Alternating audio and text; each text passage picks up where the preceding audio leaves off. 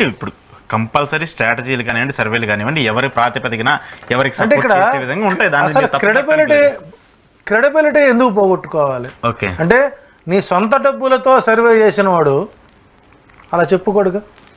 Even నేను ఆరా మస్తాన్ గారి సర్వేను విభేదిస్తున్నారు మీరు 100%.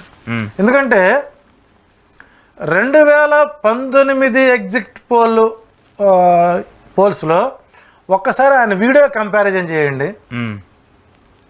2000 ఈ రోజు ఉన్నటువంటి ఎగ్జిట్ పోల్ ఆహాభావాలు చూసుకోండి. అంటే ఎక్కువ ఆయన ఏదో మీరు సర్వే చూస్తారా, ఆహాభావాలు చూస్తారా? ఒకటండి, ఇప్పుడు ఇక్కడ 85% లారీల్లో, బస్సుల్లో, కార్లు వచ్చిన వేసాను, అందులో కొన్ని కలవచ్చు, విని కాదు.